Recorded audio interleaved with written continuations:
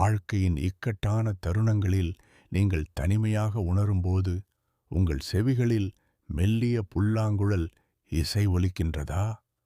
பயப்படாதே, நான் உன்னோடு இருக்கிறேன் என்ற ஒரு தெய்வீக குரல் உங்கள் இதயத்தை தட்டுகிறதா?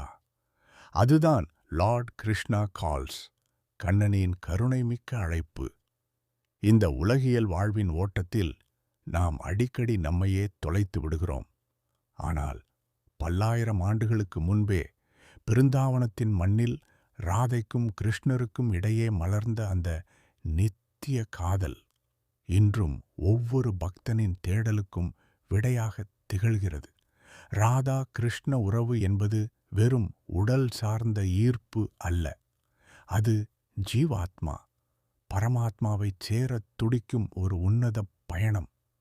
இந்த கட்டுரையில் பிருந்தாவனத்திலிருந்து கண்ணன் மதுராவிற்குச் சென்றபோது ஏற்பட்ட அந்த வலிமிகுந்த பிரிவு, விராக், ஏன் அவர்கள் மண்ணுலகில் மனம் புரியவில்லை என்ற தத்துவம் மற்றும் நவீன காலத்தில் ராதே கிருஷ்ணா என்று நாம் ஏன் போற்றுகிறோம் என்பது குறித்த ஆழமான உண்மைகளை விரிவாக காண்போம்.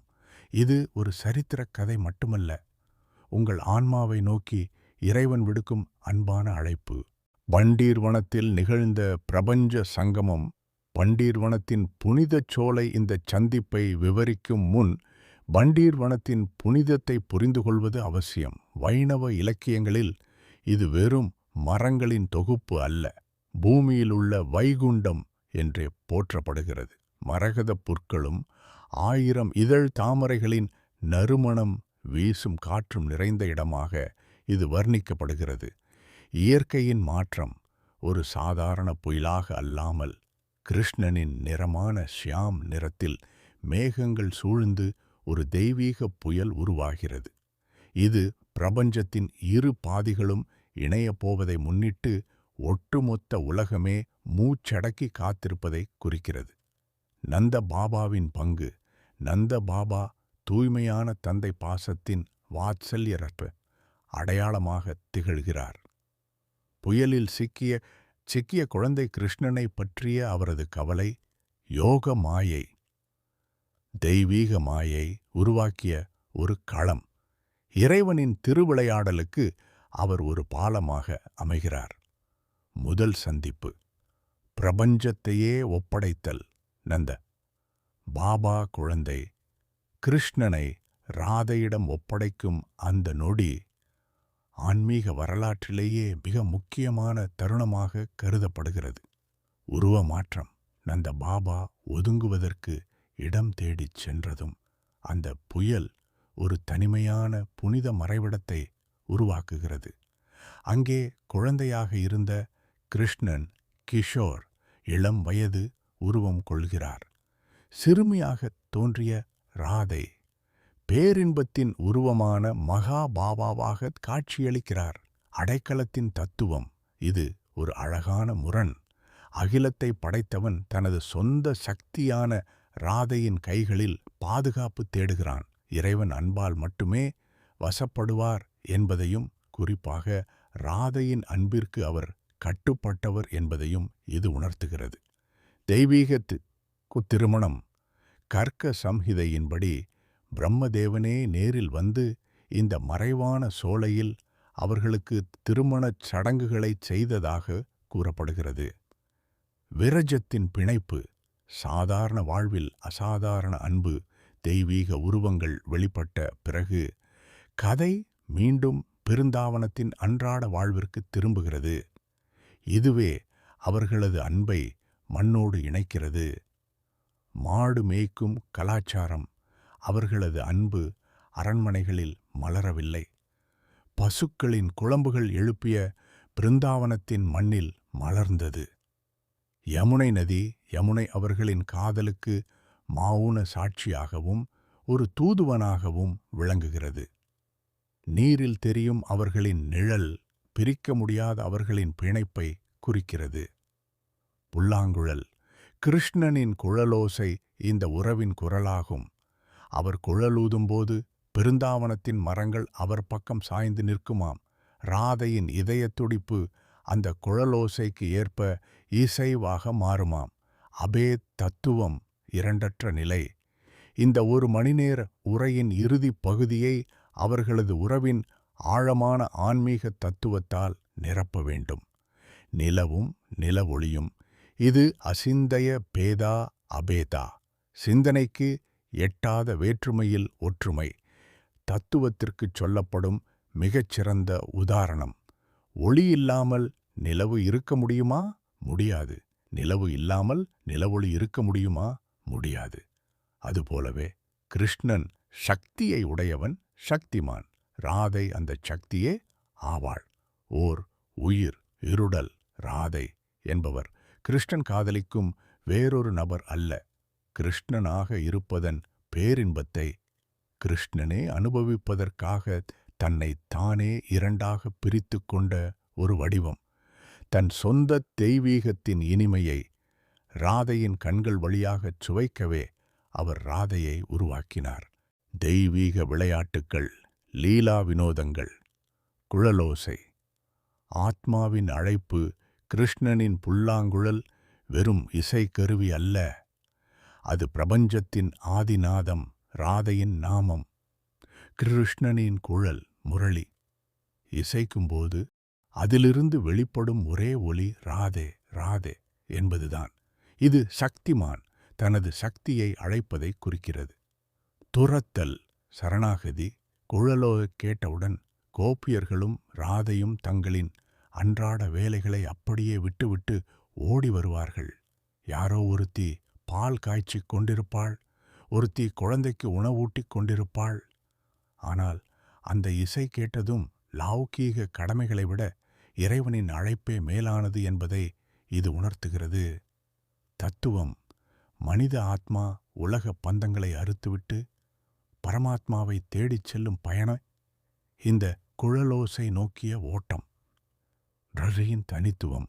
கோபியர்கள் அனைவரும் ஓடி வந்தாலும் கிருஷ்ணனின் இதயம் ராதையின் வருகைக்காகவே காத்திருக்கும். மற்றவர்கள் இசையை ரசித்தனர், ஆனால் ராதை அந்த இசையாகவே மாறினாள். மகாராஸ், பேரின்ப நடனம். இது ராதா கிருஷ்ண கதையின் சிகரம். சரத் கால பௌர்ணமி இரவில் யமுனை ஆற்றங்கரையில் நிகழும் இந்த நடனம் ஒரு சாதாரண கூத்து அல்ல. அது மகாராச லீலை. பல்லுருவத் தோற்றம். ஒவ்வொரு கோபியும் கிருஷ்ணன் தன்னுடன் தான் ஆடுகிறான் என்று நினைக்க வேண்டும் என்பதற்காக கிருஷ்ணன் தன்னை பல உருவங்களாக பெருக்கிக் கொண்டார். அங்கே எத்தனை கோபியர்கள் இருந்தார்களோ அத்தனை கிருஷ்ணர்கள் உருவானார்கள். இருப்பினும் அந்த மைய பகுதியில் ராதையுடன் ஆடும் கிருஷ்ணனே மூல வடிவம். யுகங்களின் சங்கமம். ஒரு மனித இரவின் கால அளவை கடந்து பிரம்மதேவனின் ஒரு இரவு நீட்டிப்புக்கு இந்த ராச லீலை நீடித்ததாகச் சொல்லப்படுகிறது. காலம் அங்கே உறைந்து நின்றது. ஆத்மாவின் தாகம். இந்த லீலை உடல் சார்ந்ததல்ல. இது ஜீவாத்மா, ஆத்மா பரமாத்மாவுடன் இறைவன் இணையும் ஒரு யோக நிலை. கோபியர்களின் தூய்மையான பக்திக்கு இறைவன் தன்னை முழுமையாக அர்ப்பணித்த தருணம் இது. ராதா கிருஷ்ண காதல். பிரிவின் துயரமும் ஆன்மீக இணைப்பும். ராதா மற்றும் கிருஷ்ணரின் உறவு வெறும் உலகியல் காதல் அன்று. அது ஜீவாத்மாவிற்கும் பரமாத்மாவிற்கும் இடையிலான ஆழமான ஆன்மீகத் தொடர்பின் அடையாளம். குறிப்பாக அவர்கள் வாழ்வில் ஏற்பட்ட பிரிவு காதலின் உச்சகட்ட உணர்வான விரக நிலையை உலகுக்கு உணர்த்தியது. மதுரா பயணம். பிரிவின் தொடக்கம். கிருஷ்ணரின் வாழ்வில் பெருந்தாவனம் என்பது மகிழ்ச்சியின் இருப்பிடம். ஆனால் காலத்தின் கட்டாயத்தால் அசுரனான கம்சனை அழிக்க அவர் மதுராவிற்குச் செல்ல வேண்டிய சூழல் உருவானது. அக்ரூரர் கிருஷ்ணரை அழைத்துச் செல்ல ரதத்துடன் வந்தபோது ஒட்டுமொத்த பிருந்தாவனமே உறைந்து போனது. இயற்கையின் அழுகை. கிருஷ்ணரின் புல்லாங்குழல் இசை நின்றதும் யமுனை நதி ஓட்டம் மறந்தது. பசுக்கள் புல்மேய மறுத்தன. ராதையின் நிலை. கிருஷ்ணரே தனது உயிர் என்று வாழ்ந்த ராதைக்கு இந்த பிரிவு ஒரு மரண வேதனையை அளித்தது. ஆனால் கிருஷ்ணரின் கடமையை உணர்ந்தவளாக அவள் கண்ணீருடன் அவரை வழி அனுப்பி வைத்தாள். நித்திய காத்திருப்பு, விரகு பக்தி. கிருஷ்ணர் சென்ற பிறகு ராதை மதுராவிற்குச் செல்லவில்லை. அவள் பெருந்தாவனத்திலேயே தங்கிவிட்டாள். உடல் அளவில் பிரிந்திருந்தாலும் மனதளவில் அவள் கிருஷ்ணரை ஒரு நொடி கூட பிரியவில்லை. இந்த நிலையைத்தான் விரக பக்தி, தி பெயின் ஆஃப் லாங்கிங் என்கிறோம். தியானத்தின் வழி இணைப்பு. கண்கள் கிருஷ்ணரை காண ஏங்கினாலும் மூடிய கண்களுக்குள் ராதை அவரை தியானத்தின் மூலம் கண்டாள். பிரிவின் ஆழம் பௌதிக ரீதியான அருகாமையை விட பிரிவில் ஏற்படும் நினைவுகள் ஒருவரை தனது அன்பிற்குரியவருக்கு மிக நெருக்கமாக கொண்டு செல்கின்றன. கண்ணன் எங்கே என்று தேடியவள் இறுதியில் கண்ணன் எனக்குள்ளே இருக்கிறான் என்ற அத்வைத நிலையை அடைந்தாள். உத்தவ தூது, அறிவை வென்ற அன்பு. மதுராவிலிருந்த கிருஷ்ணர் தனது தோழர் உத்தவரை பிருந்தாவனத்திற்கு அனுப்பினார். உத்தவர் மிகுந்த அறிவாளி, வேதாந்தங்களை கரைத்துக் குடித்தவர். கோபியர்களுக்கும் ராதைக்கும் தத்துவங்களை உபதேசித்து அவர்கள் துயரத்தை போக்கலாம் என்று அவர் நினைத்தார். உத்தவரே, அவர்களுக்கு தத்துவம் தேவையில்லை, என் அன்பு மட்டுமே போதும் என்பதை நீங்கள் உணர வேண்டும். இதுவே கிருஷ்ணரின் உள்நோக்கமாக இருந்தது. பிருந்தாவனம் வந்த உத்தவர் ராதையின் பக்தியைக் கண்டு திகைத்துப் போனார். ராதைக்கு கிருஷ்ணர் ஒரு கடவுளோ அல்லது தத்துவமோ அல்ல, அவரே அவளது மூச்சு. பாடமான பக்தி, யோகம் செய், ஆத்மாவை அறி என்று சொல்ல வந்த உத்தவர் ராதையின் நிபந்தனையற்ற அன்பைக் கண்டு இந்த அன்பின் தூசியாக பிறக்க மாட்டோமா என்று ஏங்கும் நிலைக்குத் தள்ளப்பட்டார். அறிவு, ஞானம் என்பது அன்பின் பக்தி முன் எவ்வளவு சிறியது என்பதை உத்தவர் உணர்ந்த தருணம் அது. அழிவற்ற காதல், ராதா கிருஷ்ண பிரிவு என்பது ஒரு சோக முடிவு அல்ல, அது அன்பின் விரிவாக்கம். மதுராவிற்குச் சென்ற கிருஷ்ணர் ஒருபோதும் பிருந்தாவனத்தை மறக்கவில்லை. ராதையின் இதயம் எப்போதெல்லாம் துடித்ததோ அப்போதெல்லாம் கிருஷ்ணரின் புல்லாங்குழல் இசை ஒலித்துக்கொண்டே இருந்தது. உடல் அளவில் பிரிந்தாலும் இன்றும் ராதே கிருஷ்ணா என்று ஒரே பெயராக அவர்கள் அழைக்கப்படுவது பிரிவை கடந்த அவர்களின் ஒன்றிணைந்த காதலுக்குச் சான்றாகும்.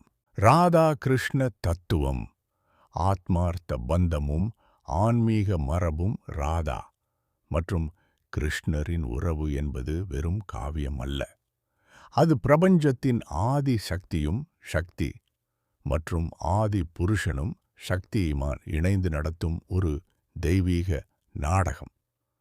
அவர்களின் பிரிவு உலகிற்கு பாடமாக அமைந்தது போல அவர்களின் ஆன்மீக பிணைப்பு பக்தர்களுக்கு முக்தி பாதையை காட்டுகிறது. கோலோகத்தின் நித்திய சங்கமம் பூமியில் அவர்கள் பிரிந்திருந்தது போல தோன்றினாலும் ஆன்மீக உலகமான கோலோக பிருந்தாவனத்தில் அவர்கள் ஒருபோதும் பிரிவதே இல்லை. ஏக உருவம். வேதாந்தங்களின்படி கிருஷ்ணர் சூரியன் என்றால் ராதை அதன் ஒளி. சூரியனை ஒளியிலிருந்தும் ஒளியை சூரியனிடமிருந்தும் பிரிக்க முடியாது. நித்திய லீலை கோலோகத்தில் ராதா கிருஷ்ணர் எப்போதும் ஆனந்த நடனத்திலும் ராசலீலை பிரேமையிலும் திளைத்திருக்கிறார்கள். அங்கு காலம் கிடையாது, பிரிவும் கிடையாது. பூமியில நாம் காணும் பிரிவு என்பது மனிதர்களுக்கு காதலின் ஆழத்தை புரிய வைக்க கிருஷ்ணர் ஆடிய ஒரு லீலை மட்டுமே. ஏன் அவர்களுக்கு திருமணம் நடக்கவில்லை? சமூக ரீதியாக ராதா மற்றும் கிருஷ்ணருக்கு திருமணம் நடைபெறவில்லை என்பது பலருக்கும் எழும் ஒரு கேள்வி. இதற்கு பின்னால் ஒரு மாபெரும் தத்துவம் ஒளிந்துள்ளது.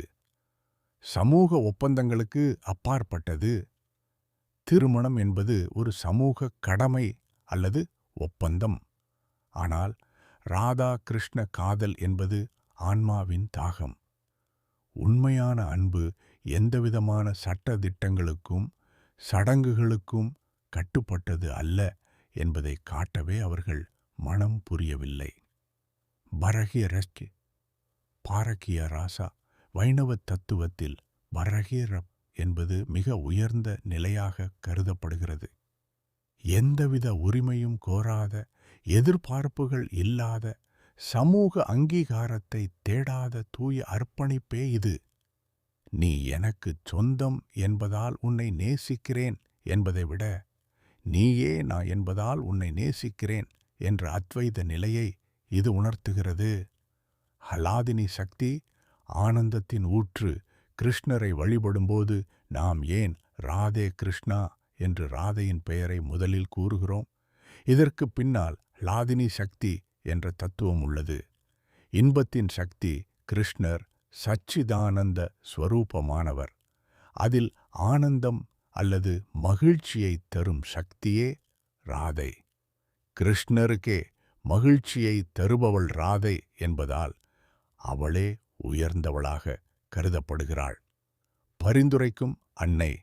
ஒரு பக்தன் நேரடியாக கண்ணனிடம் செல்வதை விட அவனது பிரேமைக்கு உரிய ராதையின் வழியாகச் செல்லும்போது கிருஷ்ணர் அந்த பக்தனை எளிதில் ஏற்றுக்கொள்கிறார். இதனால்தான் ராதே கிருஷ்ணா என்று அவளது பெயரை முன்மொழிகிறோம். நவீன காலத்தில் ராதா கிருஷ்ண பக்தி இன்று உலகம் முழுவதும் கிருஷ்ண பக்தி பரவியிருப்பதற்கு ராதையின் தூய பக்தியே அடித்தளம். பெண்மையின் போற்றுதல். ஆன்மீகத்தில் பக்தி என்பது மென்மையானது, சரணாகதி அடையக்கூடியது. இது பெண்மையின் இயல்பு. எனவே ஒவ்வொரு பக்தனும் ராதையின் மனநிலையை, ராதா பாவம் அடைவதே பக்தியின் உச்சம் எனப்படுகிறது. அழியாத பெயர். மதுராவிலும் பிருந்தாவனத்திலும் இன்றும் ராதே ராதே என்ற முழக்கமே எங்கும் ஒலிக்கிறது. இது காலத்தை கடந்த ஒரு காதலின், அர்ப்பணிப்பின் சாட்சியாக திகழ்கிறது. ராதா கிருஷ்ண உறவு என்பது உடல் சார்ந்ததல்ல, அது உணர்வு சார்ந்தது. பிரிவு என்பது முடிவல்ல, அது இன்னும் ஆழமாக நேசிப்பதற்கான ஒரு வாய்ப்பு என்பதை அவர்களின் வாழ்வு நமக்கு உணர்த்துகிறது. ராதையின் வழியில் நாம் செலுத்தும் பக்தி நம்மை எளிதில் இறைவனின் திருவடிகளில் சேர்க்கும் என்பதில் ஐயமில்லை. எங்கும் நிறைந்திருக்கும் ஏகத்துவ காதல் கிருஷ்ணா என்று நாம் அழைக்கும்போது அந்த அழைப்பின் ஆழத்தில் ராதையின் இதயத் துடிப்பே எதிரொலிக்கிறது. ராதா கிருஷ்ணரின் கதை என்பது பல்லாயிரம் ஆண்டுகளுக்கு முன்பு மதுராவிலோ அல்லது பிருந்தாவனத்திலோ முடிந்துவிட்ட ஒரு சரித்திரம் அல்ல. அது இன்றும் உங்கள் இதயக் கதவை தட்டிக் கொண்டிருக்கும் ஒரு தெய்வீக அழைப்பு. Lord Krishna calls. பிரிவு என்பது முடிவல்ல. கிருஷ்ணர் மதுராவிற்குச் சென்றது ராதையை பிரிவதற்காக அல்ல, அவளை தன்னுள் முழுமையாக கரைத்து கொள்வதற்காகவே. பிரிவின் துயரம் என்ற நெருப்பில் வாடினால்தான் பக்தி என்ற தங்கம் தூய்மையடையும் என்பதை உலகுக்கு உணர்த்தியவள் ராதை. அவள் ஒருபோதும் கண்ணனை தேடி அலையவில்லை, மாறாக கண்ணனை தன்னுள் கண்டடைந்தாள். நவீன வாழ்விற்கான பாடம். இன்றைய இயந்திரத்தனமான உலகில் அன்பு என்பது எதிர்பார்ப்புகளின் அடிப்படையில் இயங்குகிறது. ஆனால் ராதா கிருஷ்ண உறவு நமக்கு கற்பிப்பது நிபந்தனையற்ற அர்ப்பணிப்பை. அதிகாரமில்லாத அன்பு, எல்லைகள் இல்லாத பக்தியானவம் இல்லாத சரணாகதி. இறுதிச் சிந்தனை. ராதையின்றி கிருஷ்ணன் இல்லை, கிருஷ்ணனின்றி ராதை இல்லை. நீங்கள் ராதே கிருஷ்ணா என்று உச்சரிக்கும் ஒவ்வொரு முறையும் அந்த பிரபஞ்ச சக்தியின் ஆனந்தத்தை உங்கள் வாழ்வில் அழைக்கிறீர்கள். கண்ணன் உங்களை அழைக்கிறான். அந்த அழைப்பிற்கு பின்னால் இருக்கும் ராதையின் தூய அன்பை உணரத் தொடங்குங்கள். உங்கள் ஆன்மா இறைவனை நோக்கி பயணம் செய்யும்போது அந்த பயணமே பிருந்தாவனமாக மாறும். உடல் பிரிந்தாலும் உயிர் பிரியாது. அதுபோலவே கண்ணன் உன்னை பிரியாமல் உனக்குள்ளேயே உறைந்திருக்கிறான்.